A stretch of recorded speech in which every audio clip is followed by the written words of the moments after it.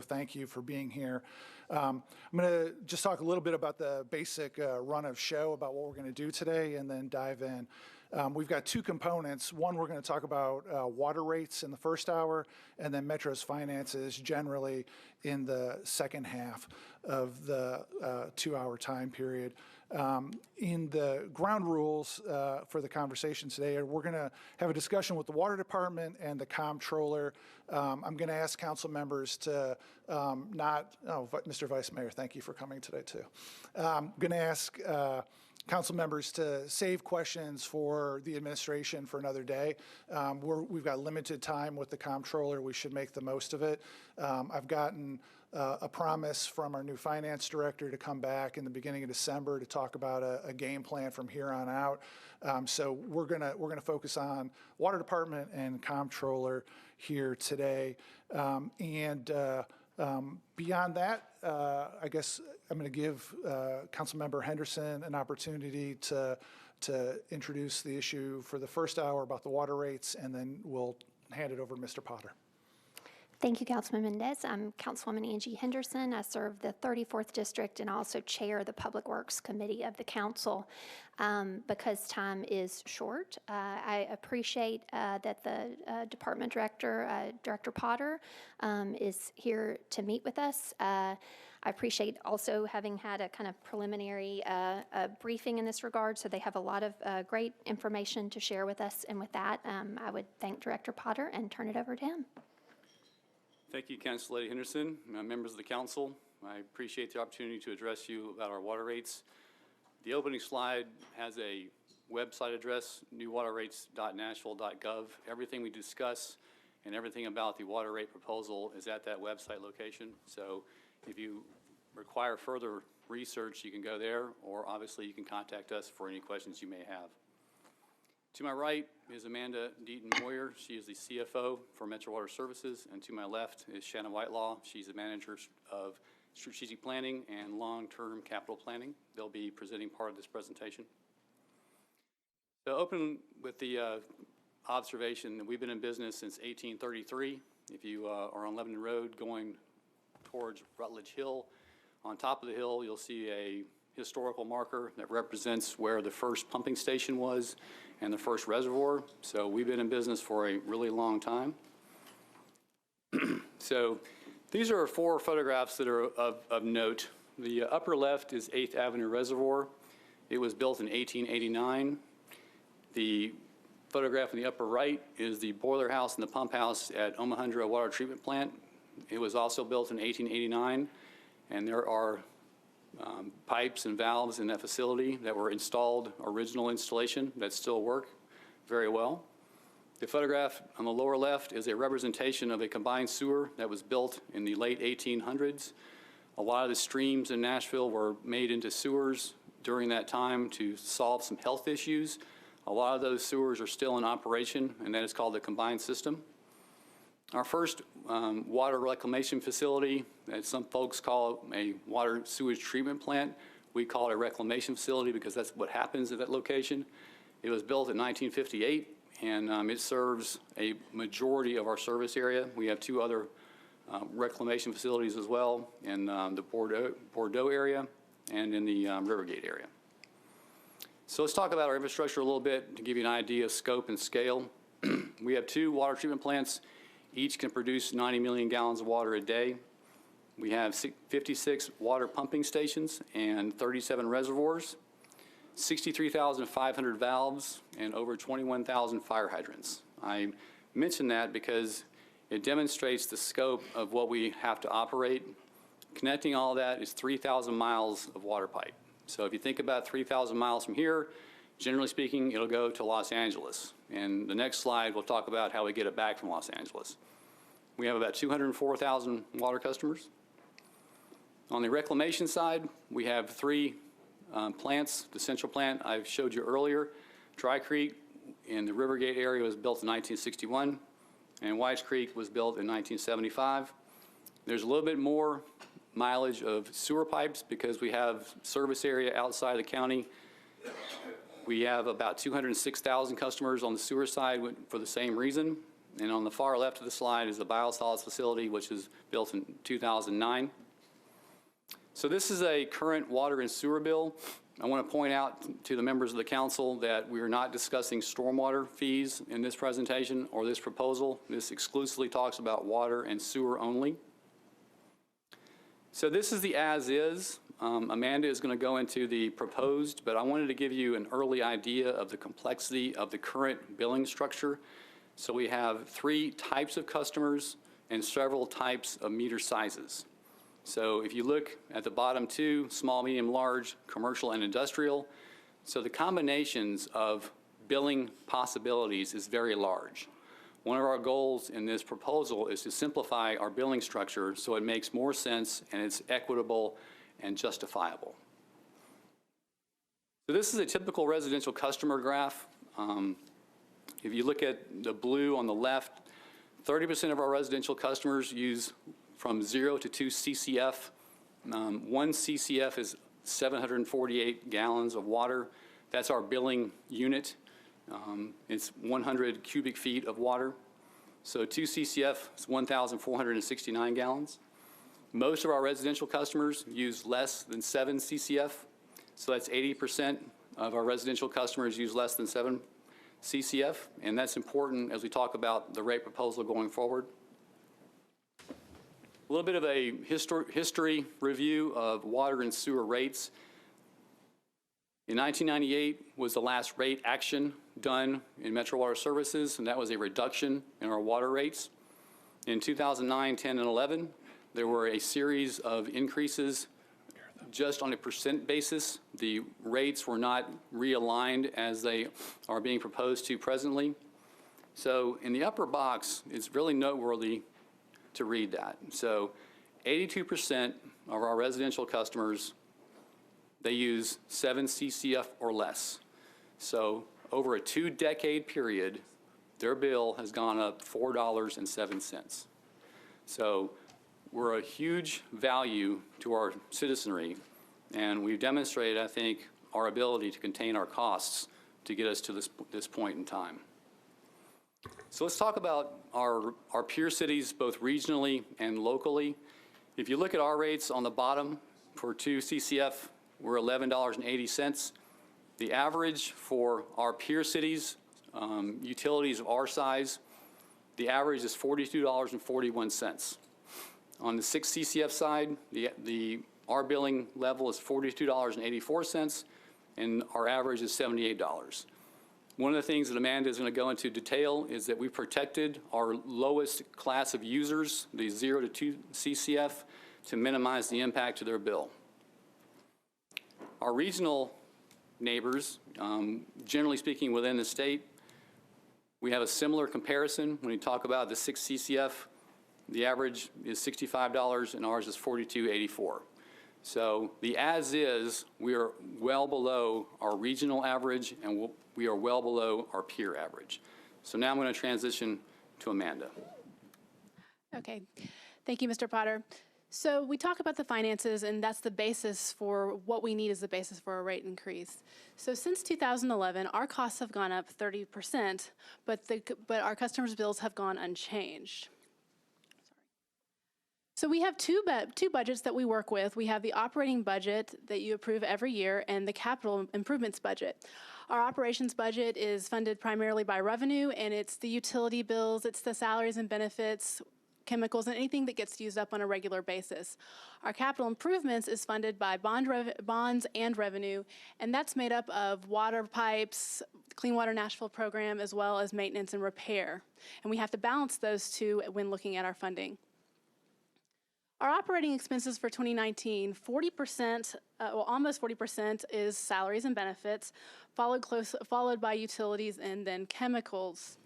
We do everything we can to get everything out of each dollar. Next slide. Speaking of that, so we've been working on efficiencies for nearly 3 decades. We've reduced our employee number from 1,025 to 668, and that's almost a 34% reduction. And in every sense of the way that we could, we've used our technology to be more efficient. As you saw our utilities is quite a large percentage of our operating budget, and we've worked to reduce that by almost $2 million each year. With all of those efficiencies, it still costs Metro Water Services $570,000 a year, or a day to work or to operate. And that's the operating. And the other side of the balance is our capital, and Shanna's going to talk a little bit about that. So on the capital side, we need $100 to $300 million a year in capital investment. There are projects that involve the water plants, the wastewater plants, the water tanks, and the 168 pump stations. If you'll recall, all the infrastructure Mr. Potter talked about, we do have to maintain and reinvest in that infrastructure. This is one project, the Whites Creek Pumping Station at $24 million. And it's also the underground, so the 3,000 miles of water main and the 3,100 miles of sewer main, we also have to maintain. This project was a project we did in Donaldson area. It's 4.5 miles of large diameter water main to provide redundancy to our old water mains so that we can make sure that the transmission of service to all of those customers in that area is constant and maintained. Our water infrastructure is aging. Over 65% of our water mains are over 40 years old. That's 1,900 miles of water main. So if we can get to Los Angeles on the water mains, we can get to Phoenix on what's old. 5% of that is over 80 years old. So we are behind already on what we need to replace. An interesting note is that 1% would be equal to 30 miles of water main. And that's about $40 million a year is necessary in order to maintain and to replace those water mains. So if we do that 5%, that's over 80 years old, that's $200 million that we're already behind. The sewer side, similar story with the sewer, 1,800 miles, or about 58% of our sewer mains are over 40 years old. Similar to water mains, you do see that we have some new sewer mains. People do sometimes ask, why do you have 12% or 15% is less than 20 years? That's new development. That's where our system has been growing. And developers pay for that. So the new water mains are paid by developers at their cost moving forward, but we end up maintaining it. We own it and maintain it after it is put in service. Sewer mains are also a challenge in the fact that as they decline and they get old, they tend to leak, and they leak out of sight. With a water main, you normally know when it's broken because there's water spewing out or there's customers out of service. But with a sewer main, it leaks in a different way. Rainwater and groundwater will infiltrate, which will cause sewer overflows. Our system, being the age that it is, has created a lot of overflows, which put us into a consent decree. So in 2009, we entered into a consent decree. And what is a consent decree? That's an agreement based on enforcement of the violations of the Clean Water Act. This is between EPA, Department of Justice, TDEC, and the City of Nashville. Not just Metro Water Services, but the City of Nashville. It's a legally binding order in which we must be in compliance by 2028. If we're not in compliance, there's stipulated penalties, and there could be other enforcement actions. The consent decree we call the Clean Water Nashville program. As Amanda mentioned, that's part of our capital investment. It's a $1.5 billion program. 60 projects are on hold right now as part of that program because we lack funding. The longer we wait, the more it will cost. We have large projects that need to start now because of the complexity and the length of those projects, and over 150 miles of sewer main need to be rehabbed. And to put the context to that, even though it's 150 miles of sewer main that need to be rehabbed, that's less than 5% of our overall sewer system, which also needs to continue to be rehabbed. So how did we get here? In January of 2016, Metro Water Services brought a cost of services study to the administration and to bring this to everyone's attention. In 2017, we began scaling back our capital activity with no action. In 2018, we were labeled financially distressed by the Comptroller's office, and we were not approved for the state revolving loan funds. In 2019, today, we face action by the Water and Wastewater Financing Board in the Comptroller's office. So what do we do about it? So we have Raftellus, which is a nationally recognized leader in the area of water finance, and they did a cost of services study. And the cost of services study is what looks at who uses what and makes sure that our rates are applied accordingly. 91% of our customers are residential, but you see in the second pie chart that they only use 41% of our water. 3% of our customers are intermediate commercial, and they also use around 40% of our water. So what the cost of services study does is it aligns our rates according to usage. If we do nothing, you will see that our rates do not meet our needs. And I'd like to point out that little graph at the bottom there, that 1.08, that is the Part 2 additional bonds testing. Today, we cannot refinance our commercial paper, and that effectively cuts us off from any type of additional capital funding for our capital improvement dollars or plan. Additionally, you see in that 2023 line, we can no longer meet our covenant ratios for the prior second lien, and that puts it at risk for default. With all that being said, here's the proposed rate structure. We obviously need to do something, and here's what our cost of services study recommends. We want to continue to include 2 CCF in our base charge. And so the base charge includes that 1,500 or 1,400 and a half gallons of water that Mr. Potter was talking about. It also has, for residential, a 4-tier approach to usage. So that 0 to 2, there's no volumetric charge. But after that, 2 to 6, there's a volumetric charge, and 6 to 10, there's a volumetric charge, and 10 and greater, there's a volumetric charge. So the more you use, the more you pay, or the less you use, the less you pay. And then the commercial customers will see a standard one-line or uniform volumetric rate, and then there will be a water infrastructure replacement fee. The water infrastructure replacement fee will be dedicated funding to the aging water infrastructure that Shannon was talking about. On the sewer side, it also will continue to include the 2 CCF as it does today, and the volumetric rate will be uniform, and there will be a sewer infrastructure replacement fee of 10%. Now, we currently have that in our bills today, but it will be repurposed and dedicated to sewer infrastructure replacement. This is the very complex billing process and rates process that we have today, and there are numerous variations. And just to let you know, there's a small, medium, and large. There's a meter size for each one of the commercial, small, medium, large, commercial, and industrial. So there's lots and lots we have to contend with there. The new rate structure will be very much simpler. Back one. There is just one there's a residential and commercial. That's just 2 classes. It's not advancing. That slide's gone. It's gone forever. Well, I'm going to, there it is. That's it? There. And the fixed rate is going to be the same for all customers. It costs us the same to service a 5/8 inch meter for residential or commercial. It doesn't much matter, so we find that to be more fair and equitable. The 2 CCF is still included. We just talked about that tiered structure, and that's new for residential. And then the fees will be 10% water and sewer infrastructure, respectively. Next. Mm-hmm.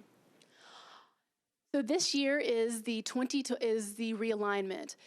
You've just seen that we're restructuring everything, so each individual person will have a new bill based on their meter size and their usage. After that, there are consecutive years of proposed increases, 4% and 3% for the 22 through 24.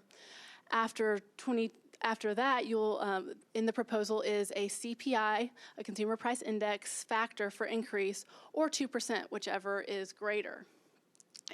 Also in that proposal is a cost of services, a requirement for us to do another cost of services study at least every 7 years so that we're aligning our rates, making sure we're not getting too little or too much, to make sure we're continually being fair to our customers. So here's where we talked about us being before or presently and not being able to meet our covenant ratios. But if this proposal is approved, this is where we will be. This is the proposed rates effective for January 1, 2020. And you can kind of take a look at it. It's a new tiered structure down there, and you see the different volumetric charges as they go up. Next. So what does it mean for our customers? So Mr. Potter talked about 30% of our customers use 2 CCF or less a month, and 80% use 7 CCF or less a month. So that 30% of our customers, they see $3.22 additionally each month. And we've worked really hard to make sure that this is an affordable increase for our customers. Mm-hmm. All right, so now let's talk about how we would compare once we transition to the proposed rate structure. So here's where we are. I'll go to 6 CCF just to make it clear. We're presently at 42.84. The proposed will take us to 57.43, and then we'll still be well below our peer average nationally. So we're going to be in a good position relative to our peers. When you look at our regional neighbors, it's similar. On the 2 CCF, we're going to be half of what our peer regional neighbors do, but we're still below the national average for our peer utilities nationally. So let's talk about fees a little bit. We're going to do an adjustment to all the developmental fees. It was also based on cost of service. We're not allowed to make a so-called profit off of development, but we're supposed to recover the expense associated with doing anything associated with development. That has not been done historically. With the new proposal, we're now in a position where our residential and our commercial customers are not subsidizing the cost for development review fees and things like that. So in conclusion, this is what we do for a living. People ask me what I do, and I do 2 things. Number 1, I do risk management. Number 2 is I sell trust. So tomorrow morning, somebody's going to get up, their child's going to come downstairs, and they're going to go to the sink, draw a glass of water, they're going to hand that glass to a child, and that child is going to put that water inside their body. That's an extraordinary responsibility. What we're asking for is the ability to continue to do that safely. And we thank you for your attention.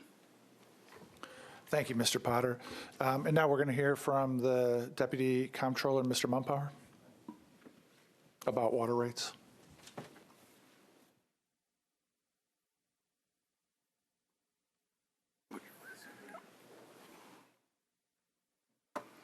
All right, thank you all very much. It's a pleasure to be able to be here with you this afternoon, and we appreciate so many of you Metro Council members turning out to hear about both the important subjects you'll hear about this afternoon. My name's Jason Mumpower. I'm the Deputy Comptroller, and right here on my left is John Greer, who is a utility specialist with our office.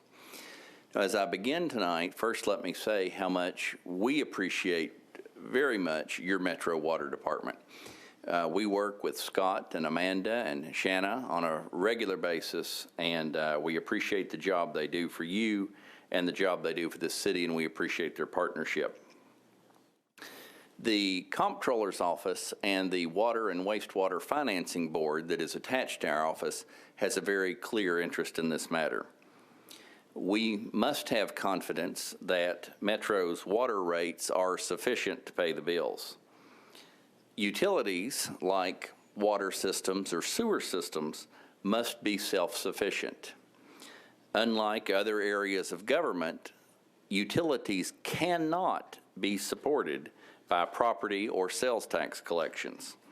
The money received from ratepayers is what must fund operations, things like maintenance and debt payments, and all other expenses of running a utility. Now, as you've heard tonight in the great presentation that was just given to you, Metro's expenses have grown substantially since you last adjusted your water rates way back in 2011. The water department is simply not bringing in enough money to support its operations and maintain and upgrade its aging infrastructure. The statutorily defined net position has declined for 3 years in a row, and your Nashville water system is considered financially distressed. Now, the one thing that we want to make clear tonight is that we fully support the rate, fee, and rate structure that you just had explained to you. To say it simply, it is necessary and overdue. The past several weeks, we have been partnering with your water staff to review the rate study and other information, and we are confident in the conclusions of the presentation you've just had made to you. Now, there's already a process underway with the Water and Wastewater Financing Board, and on November 21st, we will recommend to that board that these rates be implemented, and if the board agrees, as we anticipate it will, we will send an order to Metro government in that effect. But I know you're already in the process, and you have an opportunity to define your future instead of being under a state order. And you can, and we hope you will, adopt the rates that you've had presented to you this afternoon. Now, let me say it's not just about raising rates. We also believe that you, as a Metro Council, have a right to hold your water department more accountable. Our office certainly provides some of that accountability, but we also agree that perhaps you should require more periodic reporting, and it is important that you, as Metro Council members, you are the water board. It is important that you take that role very seriously. Now, last month I sent an email to all of you talking about the 12 hours of utility training that you're required to have as a member of Metro Council. You're required to have that training, again, because you are the water board. You are the utility board. I urge you to please take this training requirement seriously. For any of you who are incumbents on this council, not new, how many second termers do we have in the room today? A good number. Well, for any of you who are incumbents, as you can see from the presentation you had, your water system has literally been going down the drain while you've been here. And for those of you who are incumbents, that has either happened to you with you knowing, or perhaps more likely you just haven't realized it until now. But either way, the training that we provide, the training that is required by state law, helps you keep track of things like this so that we don't get back to another crisis moment like we're in right now. Now, I have, since I sent you the email a couple weeks ago, received some inquiries from you that suggest perhaps you'd like to ask the legislature to exempt you from water and utility training. And I would urge you to please not do that. I think, as you have seen tonight, 12 hours of water training for the water board is a small price to pay to make sure that your system is maintained correctly. Now, the good thing about this training is that the Comptroller's office provides training videos on our website, which are available 24 hours a day, 7 days a week, 365 days a year, and they're free. There are no barriers to it. We're happy, on top of that, we're happy to provide additional training sessions that can be tailored specifically to you. Or we can approve that education credits count for other utility trainings you might attend, but it is important to know that we must approve those training sessions before they are held, not after the fact. Now, another question that has come our way since I sent you that email about the training a couple weeks ago is whether or not Metro Council could perhaps form another independent water board. And you certainly could. You've done that quite successfully with your electric utility. That is, NES has its own board, and it has run very well.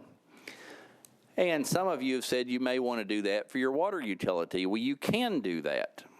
The important thing to remember about that is if you do create a separate board to manage your water utility, you must hand over all financial control and rate setting authority to that board. Now, creating a new board will get you out of the 12-hour utility requirement, training requirement. That's kind of an extreme measure just to get out of that training now. But if you want a board that might have more time and ability to hone in on the operation of your water system, it may be something you want to do. The members of that newly created board, if you go that way, would have the 12-hour the 12-hour training requirement. So again, as I come to a conclusion of my remarks, let me say specifically again, as strongly as I can, that we do endorse and support the rate and fee recommendations that were described by your water system staff tonight. They will move your metro water system into a strong financial position and help provide for your much-needed maintenance.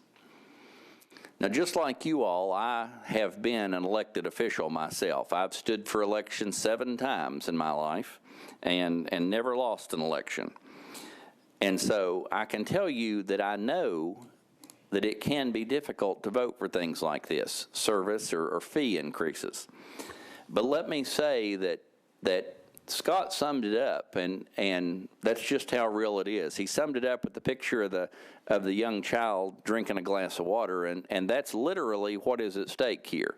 The health of your water system, the health of your community is what is at stake here as you consider this tonight. Things like water rates shouldn't be politicized. The patient is sick, and the water rate fee structure is the medicine that can help make it better. Thank you all for giving us an opportunity to come tonight and share with you. John and I will be glad to answer questions. I'm really good at dodging questions. John's really good at answering questions. But we appreciate the opportunity to be with you. We hope that you take this just as seriously as we do. We believe that you do. And thank you very much. Thank you, Deputy Director Mumpower. And I think before we open up for questions, I did want to make the point you shared, and I think Ms. Deaton-Moyer shared before that the last rate adjustment was in 2011, but that was actually an adjustment down of the rate, and the rate has not been increased, colleagues, since 1996. So I think that's worth keeping in mind from a context perspective. Alrighty, well, colleagues, I guess Councilman Mendez will maintain the board for questions, and I think questions will be open to Deputy Director Mumpower, Mr. Greer, and also to the Water Department, but these questions will be specific to the proposed rate change. Thank you, Councilmember Henderson. So one other point before we open for questions. Just to remind everybody about Mr. Mumpower's point about greater accountability and greater reporting. We've got 2 bills coming up already on second reading that'll address that. One would make it so the Water Department would make an annual report in writing specifically about rates and the health of the system, and then come live to talk to us also. And then the second piece, which addresses the idea that I think literally no council members knew about it, the Water Department becoming a distressed water department. The other piece of legislation that the administration has signed off on and is total agreement with would make it going forward where across the executive branch, when communications come from the state of Tennessee about the finances of the city from the state, it would be a mandatory send a copy to the council. It honestly is hard to believe it's 2019 and we haven't had that basic level of oversight. But if we pass that through third reading, then really the elements here of us from the council not knowing what's going on will go a long way to address the suggestion from the comptroller's office. And with that, what I'd like to do is I really think most of the questions are probably for the Water Department. So let's start with specifically any questions for the comptroller's office related to water rates only. And I've got Council Member O'Connell teed up first. Okay, so rates, are you, just to make sure I understand, Mr. Chairman, can we ask both Metro Water and Comptroller right now? Or? I'm asking Comptroller questions only right now. Okay. So just because we have got, I would like them to answer the questions and then get Water back to where the microphones are. All right, great. Well, good, because that was the first question I had, and this is somewhat in response to being a second-term member of the council. I mean, my understanding, again, going through this and understanding that our chairman of Budget and Finance has gone with Mayor Cooper to visit your office already. The Comptroller's office annually approves our budget and tax anticipation notices as well as debt annually, correct? Yes. Okay, so in which case, let me flip that question back around and say, did the Comptroller's office have an awareness that we were getting to a crisis point? Well, are you talking about Water?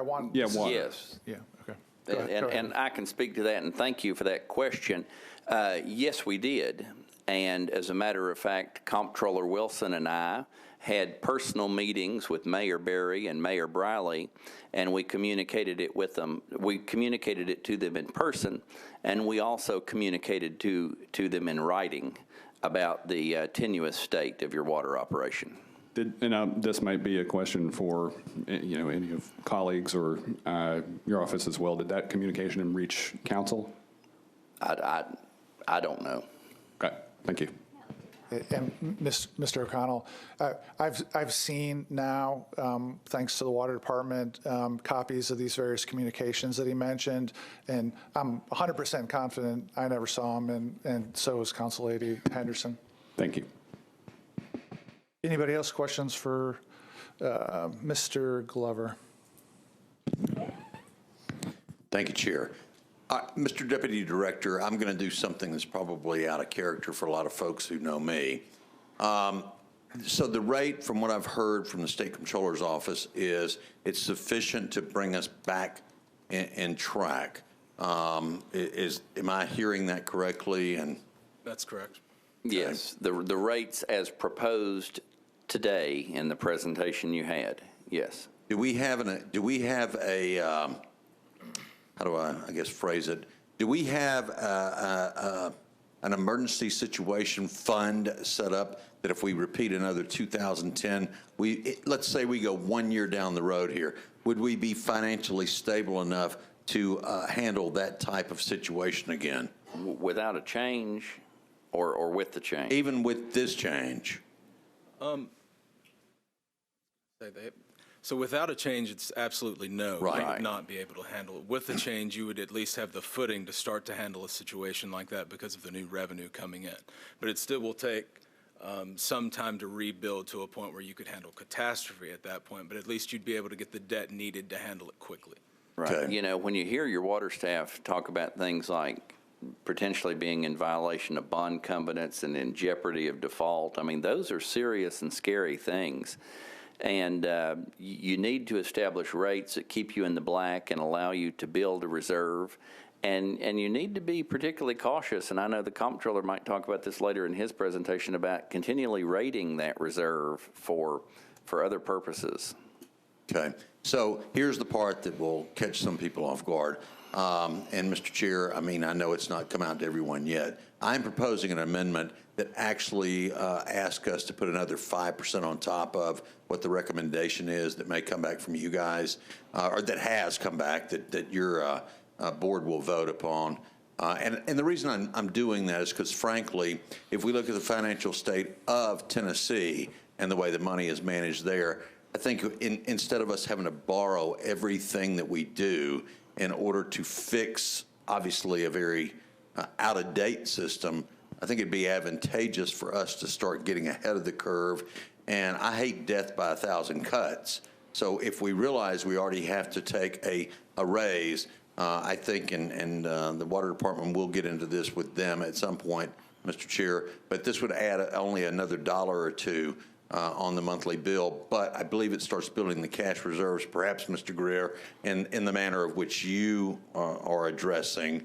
Do you think that's a prudent way for us as a council to react to the conversation we're having right now and to be proactive in the way that we approach the potential of another situation such as 2010.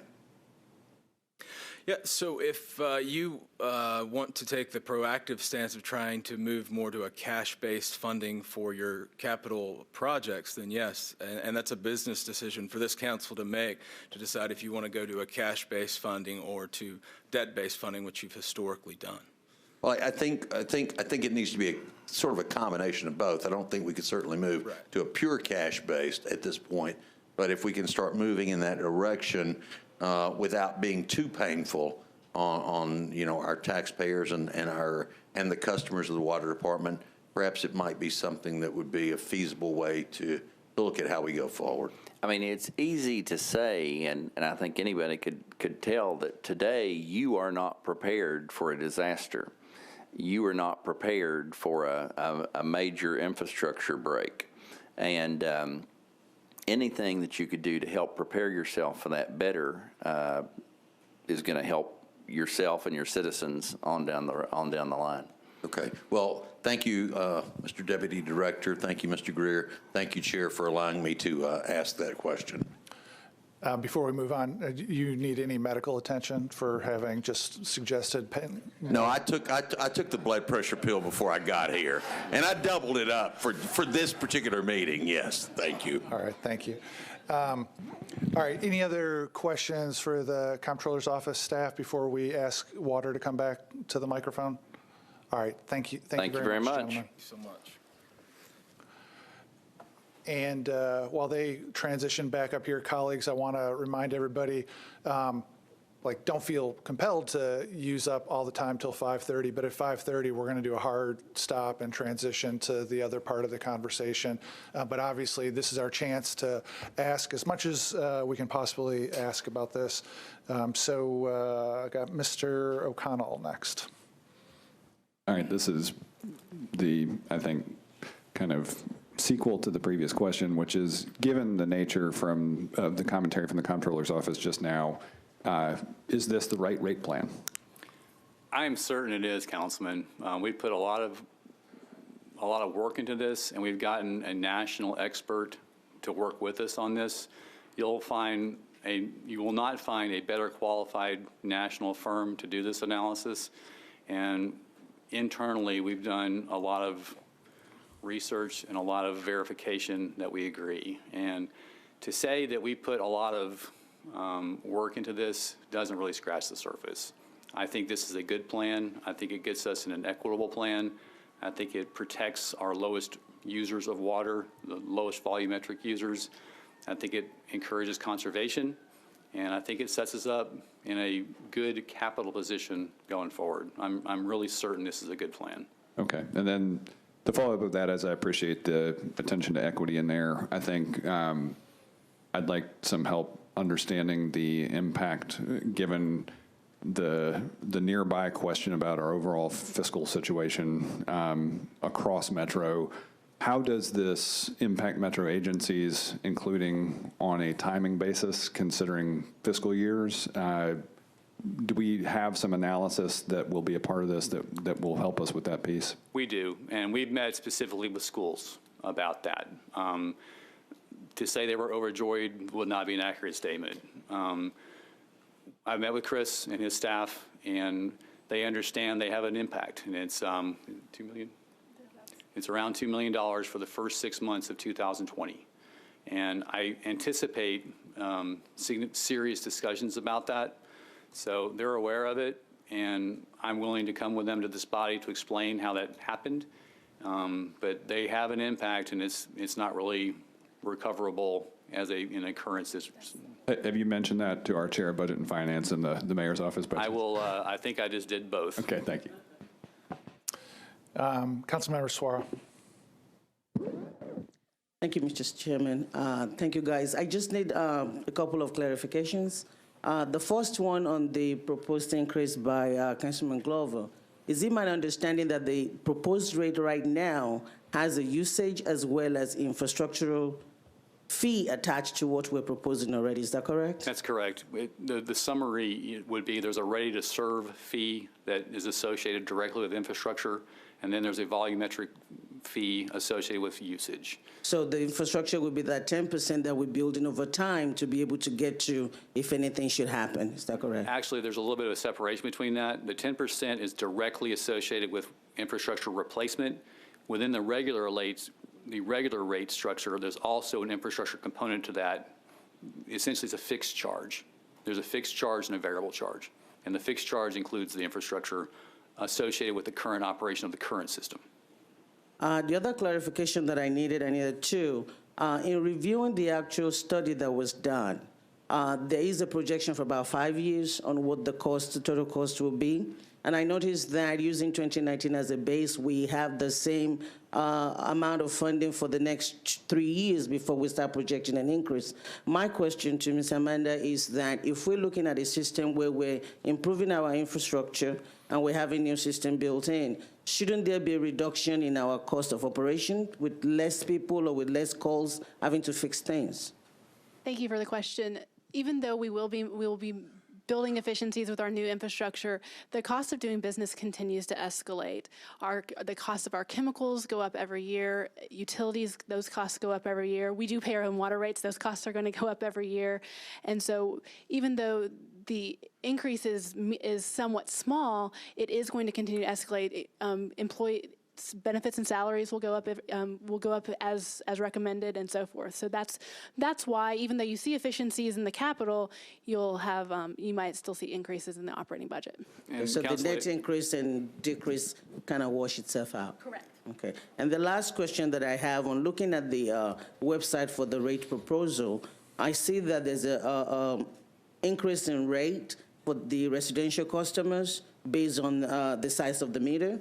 But then when you look at commercial, everybody's paying the same amount, and that rate happens to be lower than some of the residential rates. So just clarification on why that is? Sure. Actually, the fixed part, the meter size part, everyone pays the same. So whether you're a 5/8" meter in a business or your 5/8" meter in a residential, that's the same. That's a fixed cost. And that in that cost are, what does it cost to fix a meter? Billing. To bill a customer, regardless of whether the residential is commercial, is the same. It also includes 25% of our debt service, which ties into readiness to serve. So we have to be ready to turn, when anybody turns the water on, we have to be prepared to serve them. If they turn it on tomorrow, great. If they don't, great. In the volumetric costs, that's where we start getting into actual usage and daily usage. So when we did the cost of service analysis, we look at a base rate of what's kind of the volume that everyone uses. But then there's also max day and max hour. I think everybody knows pretty much everybody gets up and takes a shower at the same time every day. So between 6 and 9, we have a huge peak hour or peak demand, and that's mainly borne by residential customers. As opposed to commercial customers. Same thing at night. Everybody goes home, fixes dinner at the same time. In the summer, irrigation, car washing, a lot of that's related to residential. So for residential customers, they bear more of that readiness for peak hours and peak days. So we have to capture that cost. And by tiering, we're hoping that we will encourage them to conserve, which will help to shave some of those peak hours and peak days. Additionally, associated with it, when you have 0 to 2, that first little bit we're including in the base bill, we have to make that up in the other rate tiers for the residential customers. So because all those residential customers are getting some water included in their base bill, we need to be able to recover that max hour and that max day usage in the other tier structures, which is why they're higher than commercial. Does that make sense? No, that's the whole exactly beauty the of the point. cost of service is that we've done an entire allocation. So you allocate difference between water and sewer, and then you start looking at the different classes of customers and residential. What does it take for max hour, max day to be ready to serve? Everybody wants to take a shower at the same time versus commercial. Theirs is more consistent, if that makes sense. You can kind of see patterns with consistency of commercial businesses and what they're using. And so they're paying for that cost of service. All right, we've got 3 or 4 people and 10 minutes, so let's try to keep it moving. And I guess if we don't get done, I'm sure you guys will come back for Budget and Finance Committee meeting on Yes, Monday. sir. That's one of our favorite things to do. All right, we've got Council Member Porterfield next. Thank you, Chair. I will try to be brief. I do have 3 questions. One question, you talked about tiering the services. What's the rationale in doing the tier versus actual usage? So a customer who uses 3 is being charged the same thing as a customer who's using 6. So that's the first question. The second question, the comptroller knew about the problem. The 2 previous mayors knew about the problem. Did the water department know about the problem? And if so, why was that not disclosed to council? And my third question, I would like clarification on, and I don't want to misquote you, but it was something along the lines of developers not paying for something and the residents subsidizing that. You said historically that had not happened. Moving forward, it will happen. Can you explain as to why that did not happen? Yes, ma'am. The tiered structure is directly associated with cost of service, and it also encourages conservation.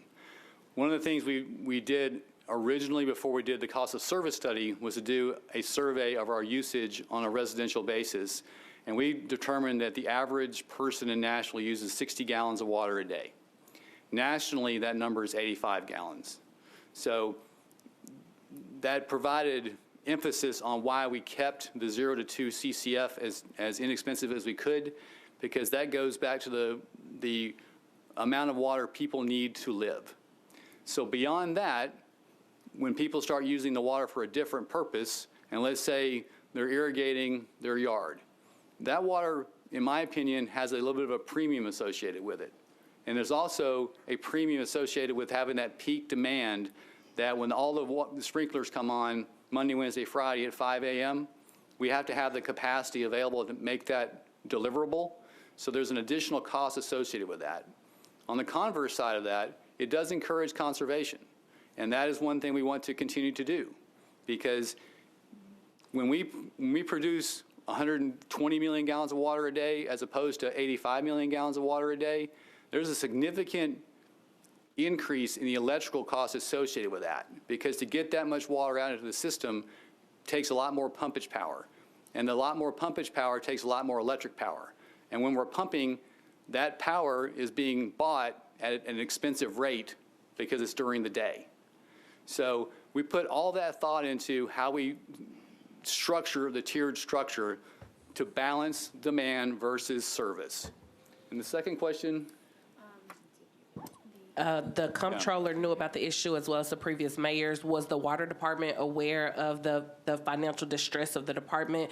And if you all were aware, why was that not brought up during budget hearings or brought to the council? The letters were addressed to me and to the mayor of Nashville, and we communicated that with each other. I understood that the mayor's office understood that position, and following the chain of command, we went with the mayor's office determination of how we went forward. The third question. So historically, our residential customers especially have subsidized the cost for us to, as an example, do plans review. So what that means is we were subsidizing the review for development with other customers' revenue. What this rate study proved and what the cost of service study proved was if we adjust the rates to recover the cost of service to perform that service to the development community, we're no longer subsidizing that. So like everything else in this rate proposal, it's based on cost of service and allocating the expense where it's being expended. What we can't do is overcharge the developer, as an example, because we're not allowed to make, for want of a better word, a profit on that. We're only allowed to recover our expenses, and this rate study does that. Thank you for that. I'm still not clear as to why the developers were not charged previously. Why were residents subsidizing the plans review? It's just the way the rates have been. I think it's just historic, Council Lady. If you go back to 2007, when we had the Great Recession, capacity fees were cut in half to encourage development. And quite honestly, there wasn't a basis for that other than it stimulated business. So One of the things about this study is that it is equitable and it's based on sound practice in our industry. There's a manual called the M1 manual that the American Water Works Association publishes that is the guiding document for how you do a rate structure in a water utility. We followed it by the book, so it's defendable and it makes sense. Yes, ma'am. All right, we're down to 3 people, 4 minutes. Council Lady Vercher, you have a short question or a long question? Chair, I'll save my 20 for the actual Budget and Finance Committee next week, but for today, if you would indulge me, I only have 2, Chair. Go ahead. Thank you, Director Potter and your staff that's up there, Councilwoman Henderson also. I want to go back to one of the statements that the Comptroller indicated as it relates to us being informed. So Director Potter, in this climate that we're in, for us as council members, how do we reconcile with our citizens that a rate increase is needed when for years you've come before the mayors and you've come before this body indicating that revenues are up and expenses are down and the department is running really strong? That's my first question. Can I answer that first, Councilor? Go ahead. Because they were accurate statements. Revenues are up and our operating expenses were flat. I reported to this council the facts as truthfully as I possibly could. What we did between 2009, 2010, and 11 and today is that we gradually cut back our capital investment because we had to protect our bond covenants. So operationally, we were never in any kind of a problem. There was never any risk to water quality. Our operations budget has been sufficient, as I've stated to this council. What we have not had sufficiency was capital investment and debt service coverage. And that's where we are. Okay, my second question. Why didn't we propose this? Why didn't we have this conversation during the stormwater fee? Again, according to the Comptroller, this isn't new information for you. Yes, ma'am. The specific and direct answer to that question is we were told it wasn't the proper time. Thank you, Director Potter. Mr. Glover, short question or long question?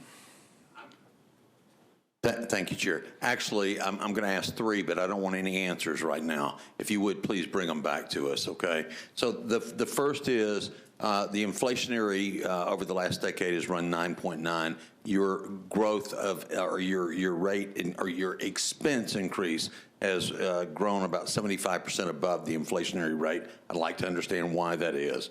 Number 2, Chair, I have an amendment that I've already discussed that I'd like to be able to share if that's okay with you and with our legal director. And then finally, if we could, if that's all right with you, Director Potter sent me a chart on what this amendment would actually do financially for the water department. I would like that to be shared if we could do that. And I'm done. Thank you, sir. All right. And I'm going to hit a couple other people. Mr. Potter, if you can, if possible, get me answers to that, and I'll get it distributed to the council. Yes, sir. All right. Council Lady Hurt, question to get an answer for now, or just lay it out so they can work on it? Thank you very much, Chair, and thank you, Mr. Potter, for being here. The question that I'd like to ask is, I need clarification just to know if the rate increase is only going to be for Metro Water Services, or will it be for sewer if you're under the MSUD? I'm not sure I understand the question now. Clarify that the rate increase would be only for sewer if you're under MSUD. Oh, yes, ma'am. That's correct. Madison Suburban Utility District water rates are not affected. The sewer rates charged in that utility district area are increasing. Okay, thank you. Yes, ma'am. And then the final question is going to go to the chair of the Public Works Committee. Thank you, Councilman Mendez. Director Potter and Amanda, in your presentation, you touched on kind of the analysis from a peer city and regional Tennessee comparison. I appreciate what you're doing from an equitability standpoint related to development fees. What we hear as a council often is, development isn't paying for itself. And so I appreciate from a rate study perspective, grading, permit, plans review, and so forth. But there is as well, you alluded to, development currently, they're paying for their water lines, but the onus is on us, long range, to maintain those. And so I feel like sometimes we're somewhat betwixt and between as to the limitation related to the cost of development and the kind of the lasting cost from a maintenance perspective. And so I had when we had met, looked at the proposed fees related to development, and did I miss that in your presentation? But I don't know if you could, if that's something you can get to council members, just comparison, peer city, regional Tennessee cities, making sure that our development fees are in line. We have that, Council Lady. You'll have it tomorrow morning. Thank you. All right, I want to thank Mr. Potter and his staff for coming to talk about this. Appreciate you all coming back for Budget and Finance next Monday. Appreciate you guys gathering the answers to all these things, and for all your hard work. I know while it's a bunch of hard conversations today, I think we're all keenly aware that all the hardworking employees of Metro Water and Sewer keep the city running, and I know we all appreciate that. So thanks a lot. Thanks, sir. All right. Council Lady Henderson, do you have any wrap-up comments about this, or just move on to the next section? We just move on to the next one. All right. Thank you, then Chair. Hopefully somebody can get the next presentation up. Mr. Dunn looks like he's on it.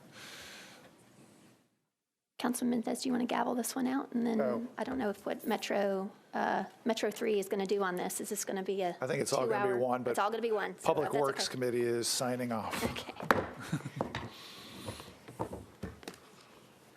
Thank you.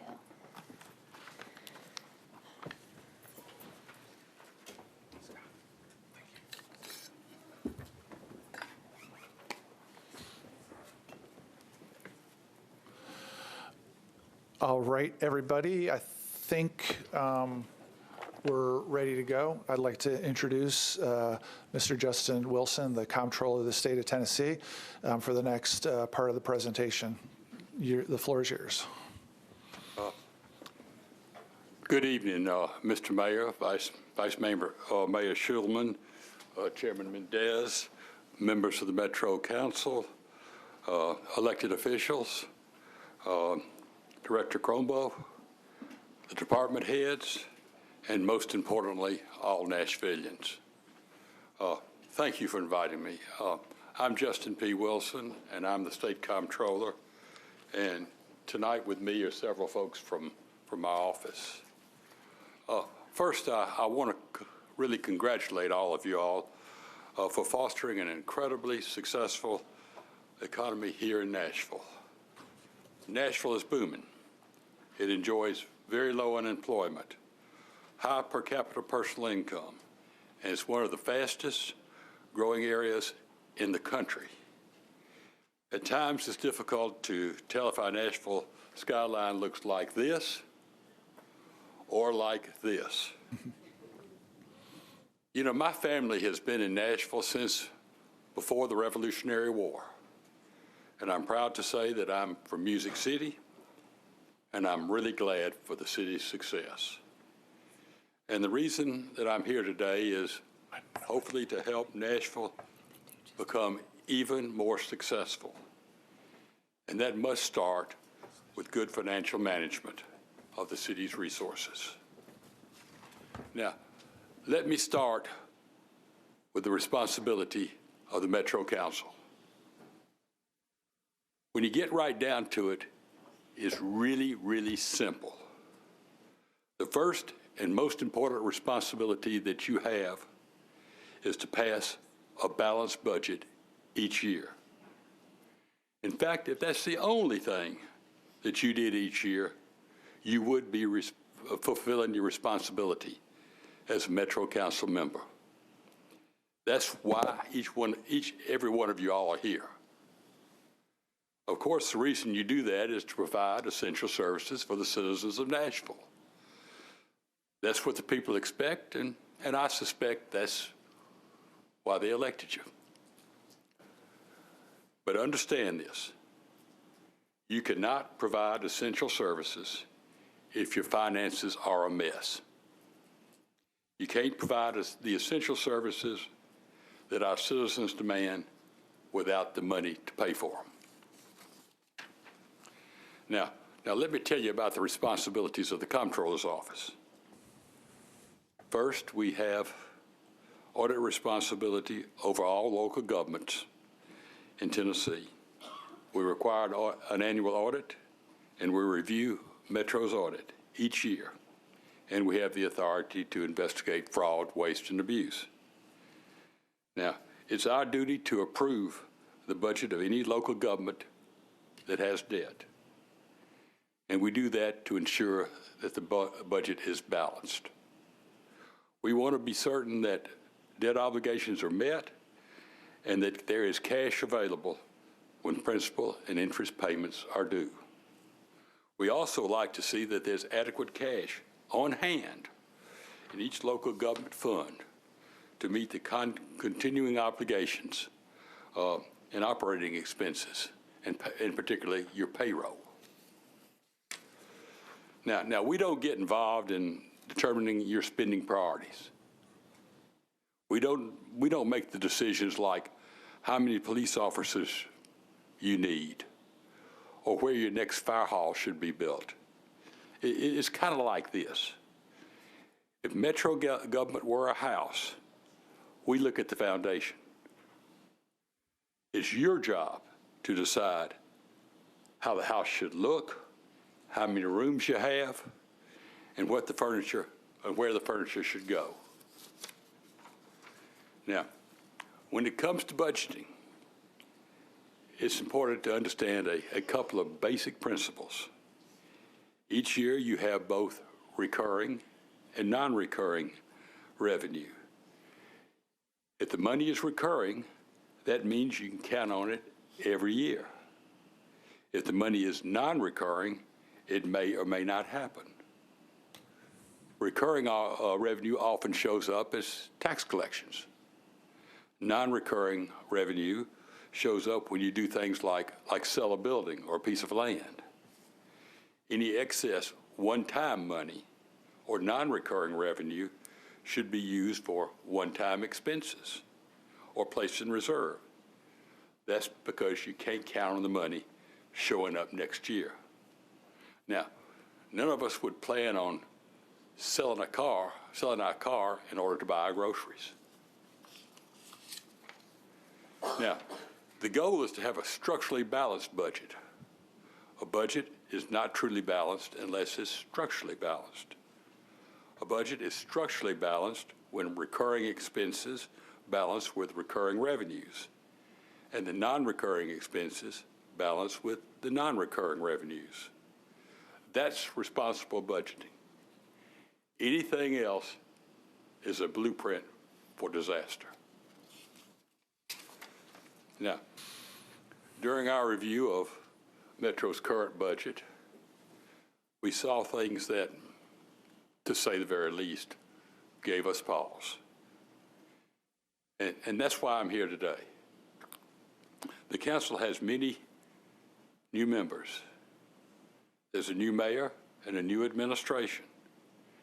And we want to be sure that you understand some of the real financial challenges that you're facing. Because at the end of the day, it's up to you, the Metro Council, to make the tough but necessary decisions to keep this city on track.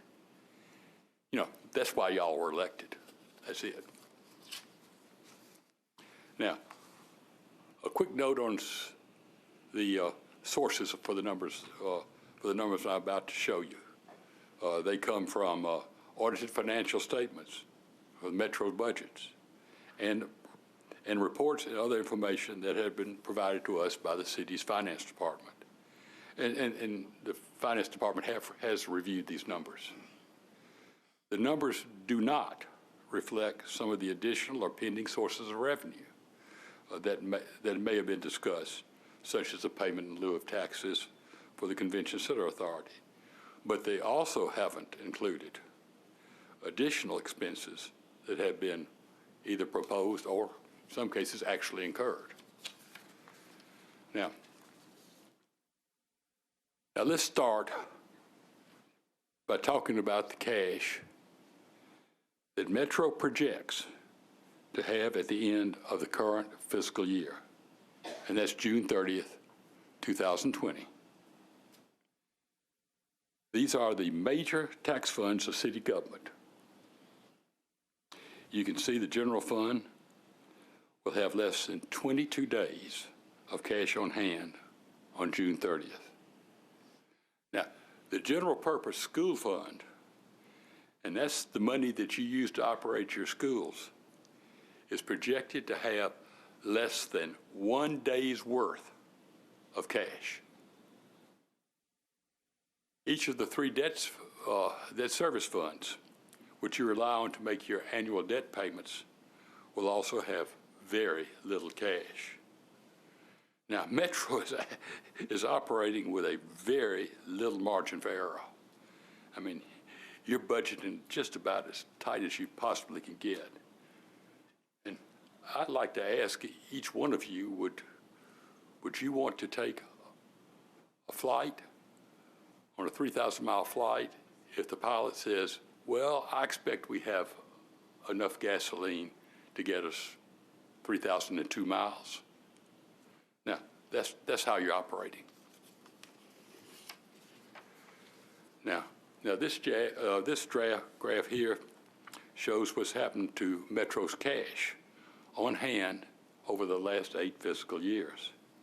Beginning June 30th, 2016, you can see the cash on hand at the end of the year is getting lower and lower. We see the same pattern when we look at the fund balance of the general fund, the school fund, the debt service funds. Once again, over the past several years, the fund balances are being depleted. Now, what's happened is that Metro is using its reserves to plug holes in the budget. That's what it is. Now, this ain't no good sign. It's a sign of distress. And it's certainly not sustainable, particularly when you don't have any more cash or reserves. Now here's another way of looking at the numbers. Let's look at the general fund. Here's a snapshot showing how things have changed since fiscal year 2013. Now, this should tell you something. Look at that red rectangle on the screen. Metro's revenue has increased 26.88% over the past 7 years, but its expenditures have increased faster, even more, 32%. At the same time, now look at this, Metro's cash and fund balances have decreased 24% and 16% over that same time period. Now here's the school fund. Once again, we see expenditures exceeding revenues, and cash and reserves are being depleted. Cash is down over 96%,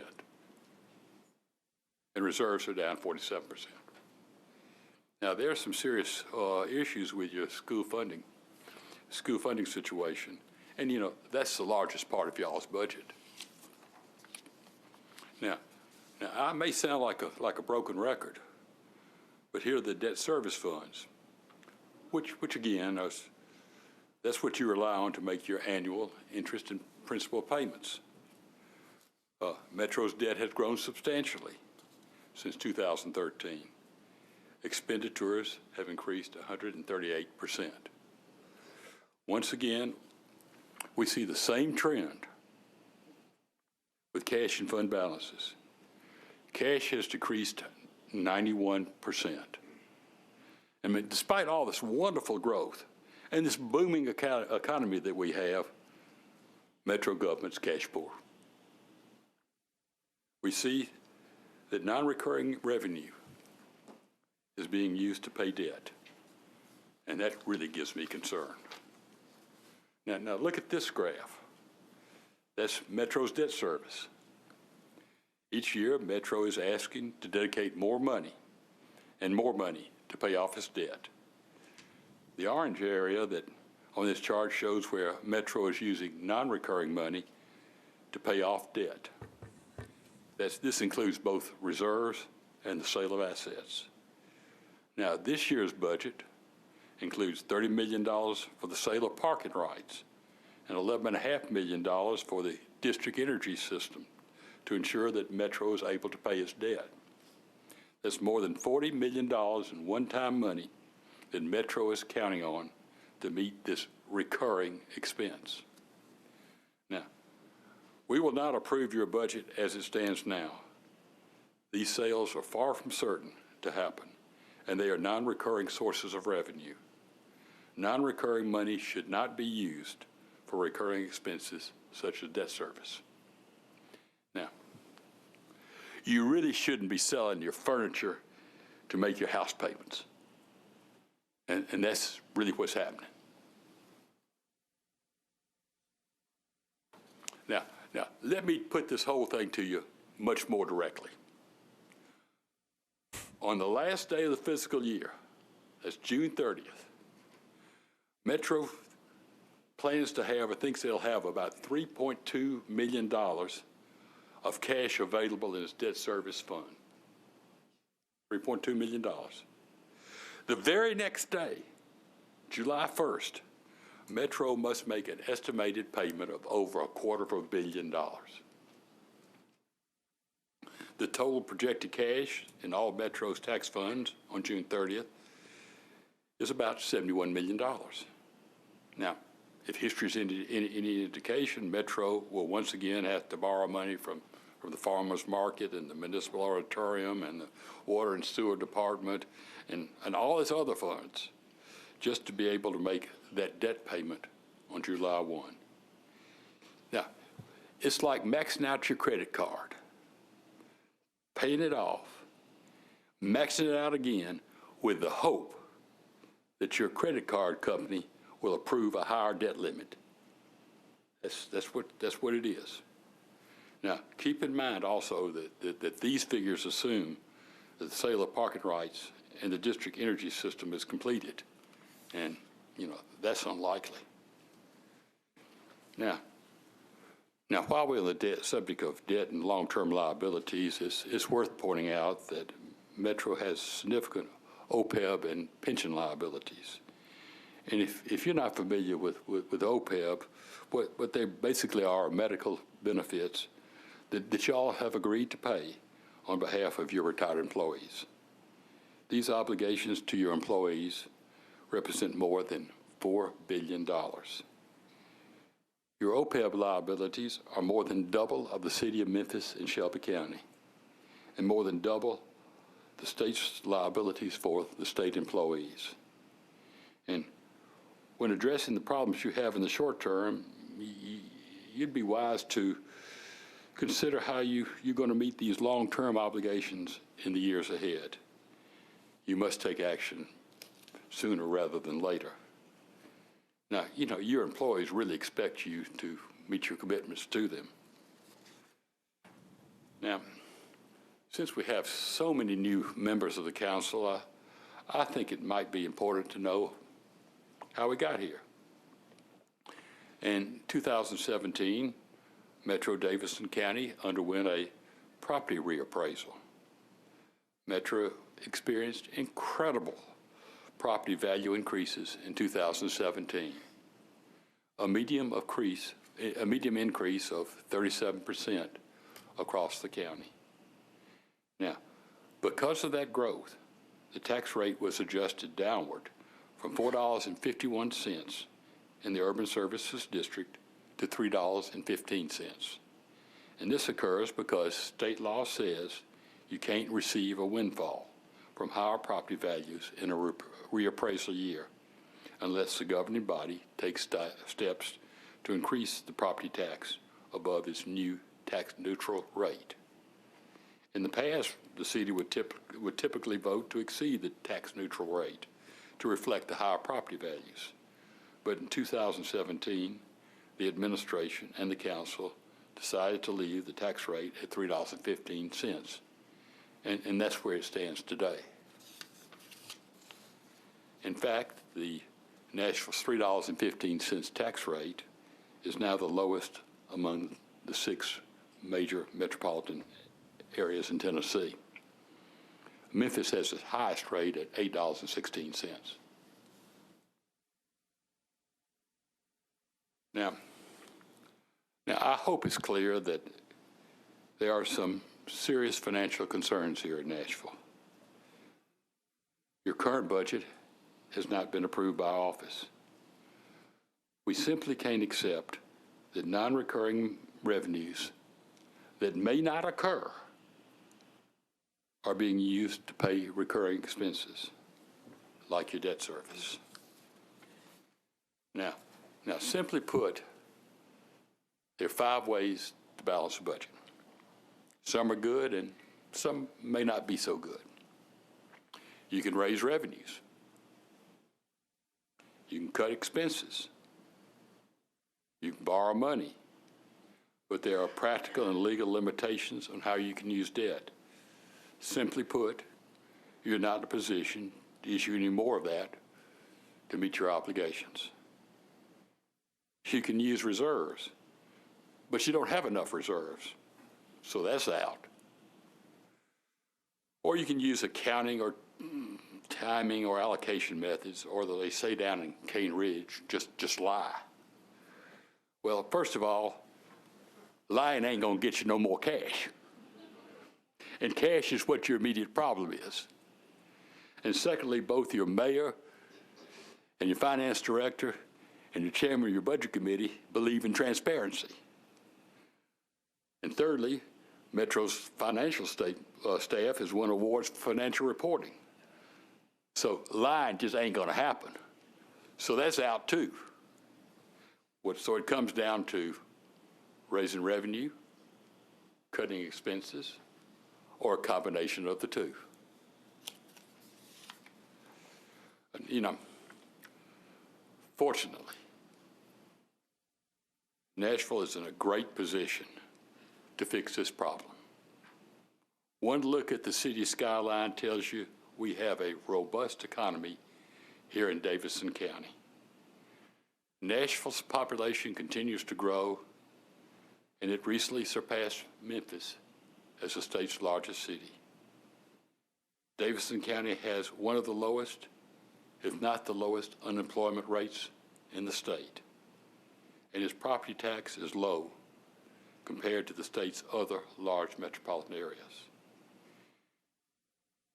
And we really want to compliment the mayor's office and the new finance director.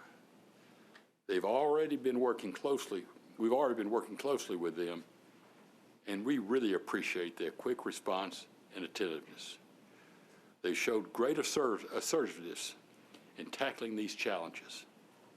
And we also know that the finance director and Chairman Mendez are working closely together to develop a corrective action plan. So that's where I'll leave things. Solving these problems is your responsibility. It's your job to pass a structurally balanced budget. You must put in place policies that govern your cash management. You need sufficient cash to operate. Ending the year hoping to have a few days cash on hand is simply a bad idea. We expect to see a drafted cash management policy before you enter your next budget cycle.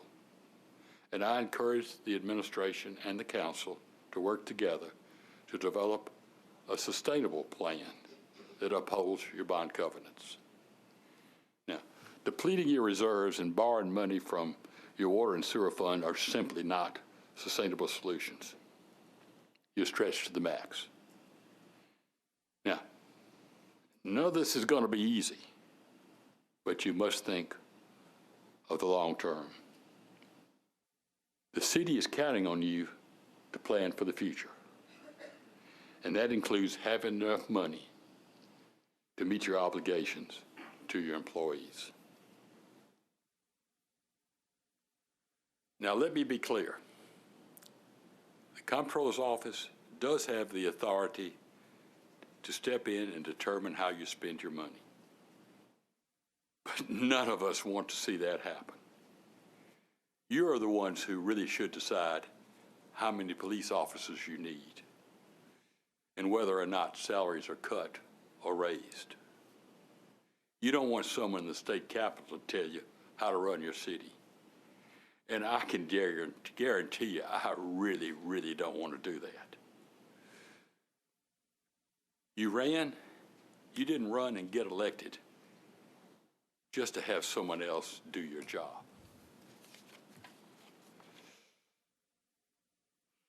Unfortunately, it's really not lost on me that this evening is somewhat historic.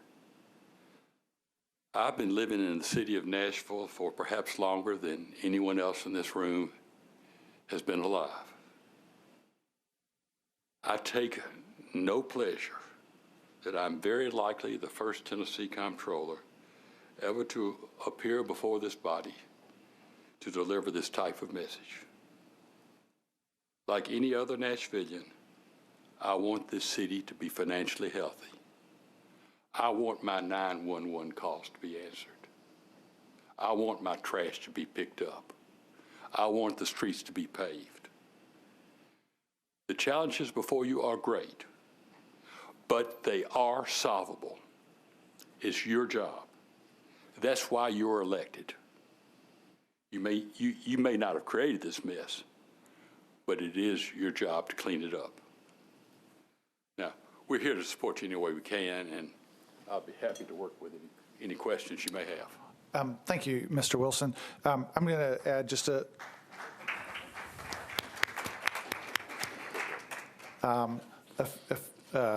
few words of thanks, and then I'm going to knock out a couple questions that I know are floating around, and then I'll open it up to the floor. First of all, thank you very much for the balance of both the seriousness and the optimism of this. I think that's well taken. First, I want to ask about the cash management policy. I know the letter that came to the council in August, asked the administration to present a cash management policy to us in November. And I understand from Mr. Crumbo that y'all have agreed to push that deadline out so it can be more well thought out. We want it thought out, so we'll give you a little more time, yes. All right, thank you. And then also, I want to make sure that we've got your permission to make this presentation available so everybody has it and the citizens of the county can see it, et cetera, I assume. Absolutely. All right. And then I know it's a tough topic, but I know I've heard from a lot of people asking about how we should think about our budget obligations in the context of the balance of how much money comes from the state for schools changes over time, and that feels like it's become more challenging for cities. And any advice you've got about how to balance that would be helpful. I cannot speak for the General Assembly. Most of the money that comes from the schools come from what's called the BEP, or the Basic Education Plan, and I don't see any really significant changes of that in this fiscal year. And just the follow-up is, I know there's litigation. I don't really want to get into that, Yes, but that's right. I gather the basic message is that even if we fundamentally feel that we're getting less than our fair share, that we need to suck it up and figure out a way to pay for it? Well, I think it's fair to say that there are 132 school districts in the state of Tennessee, all of whom receive money from the BEP, or the Basic Education Plan. 132 districts do not believe they're getting their fair share. All right, with that, I'll open it to the floor, and Councilman Glover is listed first. First of all, thank you, Mr. Director, for being here. For me, the question was asked, how many of us are back for our second term? This is my third. One of the things that has bothered me over the past several years is watching the debt level increase, where we knew we were going to hit this wall. We knew we were, but yet we weren't cutting expenses. We weren't doing some of the things that I felt like we should be doing in order to justify a type of increase in taxes or anything else. So I was glad to hear you tell us that's really our two options right now. Right now, it's cutting expenses or raising revenue. That's right. it. Well, and I think what I heard from you, if I may, I don't want to speak for you, but I think what I heard is, or a combination of the two. A combination of the two, which I think is most likely. Okay, all right. So with that, and I don't know, Mr. Chair, so I'm going to ask this question in general because I'm not certain who would need to answer it. Perhaps it would go to Mr. Jameson, perhaps to the state, to another legal counsel. If we were to exercise the option of raising revenue, in other words, an increase in the tax rate. Or other ways of revenue. Or other ways, right. Well, I mean, and that's one of the rubbing points for me. We've got $440 million more in revenue over the last several years. And anyway, that's water under the bridge. But if we do that, if we elect that option, do we have the opportunity to dedicate where that money has to go as far as to helping to pay down our debt service, to start managing that, bring it back under control, to utilize it for the salaries, to where if all of a sudden we open up a pot of money, and I certainly do not believe the administration that we have now is going to think like they have necessarily in the past, I think there will be a great deal of responsibility there with regards to revenues that come into the city. But do we have the option, if we pass some sort of revenue increase, to dedicate where those funds would have to be? And if you don't know the answer, that's okay. I think, you know. I can tell you what I do know. Okay. There are certain limitations under state law where money can go, but I don't think that's material for the answer of your question. The Comptroller's Office is concerned that you have a balanced budget that meets your obligations. Other than meeting the requirements of state law, and they're not that great, it's your decision to decide where that money goes. It's your decision to decide whether or not you want to hire more police officers, or whether or not you want to pave streets, or what you want to do with the money. You determine the priorities. You don't want anyone else to determine those priorities for you. That's why you're here. That's why you're elected. So we're not going to get into that at all, provided that you have a balanced budget that meets your obligations. Okay. And then, Chair, I'm just going to make one more comment. Again, not looking for an answer here, but I will aim this at Mr. Jameson, please. What I would like to know is if we, in fact, do ask for an increase in revenues for the city, do we have, under our charter, do we have the opportunity to direct where those monies would be dedicated to? And if you know the answer right now, great. If you don't, you can get us the answer. No, we're going to talk to the comptroller today. Just make a note of the question. Yeah, that's why I said it that way. Yeah, thank you, Chair. We should get the answer, but the answer from the lawyers, but the answer is no. It's the same way that we committed to a 3-year pay plan and then changed our minds a year later. And I think for money that comes into the general fund, that's going to be the answer. But we should get that officially through channels. Yep. All right. Thank you, Chair. I'm done. Thank you, sir. Council Member Porterfield. Thank you so much, Chair. I did have a question, not to belabor the point about the BEP, but I did have a clarification about that. You mentioned that all 132 districts believe that they're not getting their fair share. And of course, we're one of those. But from my understanding, 60% of our school funding is coming from a local source here, which is higher than other counties. So is there any additional assistance that the state can provide? And do we believe that there's enough state money for our districts in the BEP? BEP is state law. And, you know, part of the BEP determines is what they call capacity or ability to pay.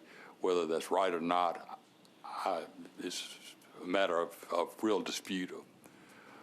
You're usually between the rich counties and the poor counties. And, you know, it's state law, and that's it. And need to change state law, if it's going to be changed. That's where we are.